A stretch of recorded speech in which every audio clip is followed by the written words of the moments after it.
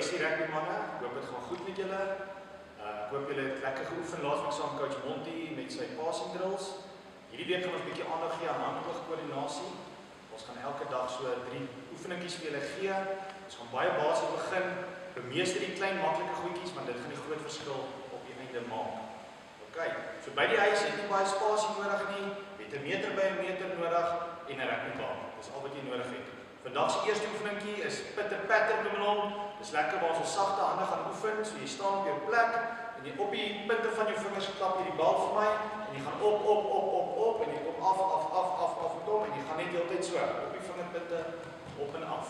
Kyk, vir 'n minuut lank, die eerste 40 sekondes gaan jy lekker kry ritme tempo en die laaste 20 sekondes dan begin jy hom al vinniger en al harder in jou hande te gebruik. Kyk, dan gaan ons oor na die tweede oefeningkie toe, is around the back. So al wat jy doen, jy kry vir jou lekker stance met die bal en jy gaan om die lyf met hom. Een hand om lekker ritme vir 40 sekondes. Al wat jy doen, 40 sekondes en die laaste 20 sekondes dan begin jy die tempo bietjie vinniger gaan. OK, vir 'n minuut lank. As jy klaar is op die regterhand, selfs op die linkerhand, lekker ritme om die lyf. Nie laat die balle val nie. Laaste 20 sekondes begin jy die tempo vinniger opbou, so vinnig wat jy kan. OK, later begin ons opwerk hoeveel reps kan jy doen.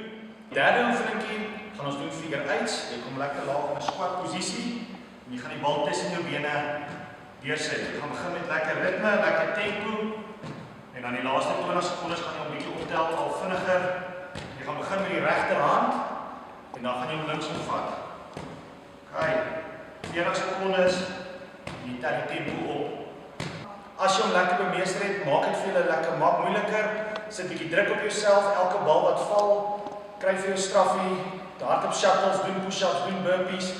Maak vir julle video's, sit op julle WhatsApp groepe, challenge mekaar vir wie kan die meeste reps kry sonder om die bal te laat val.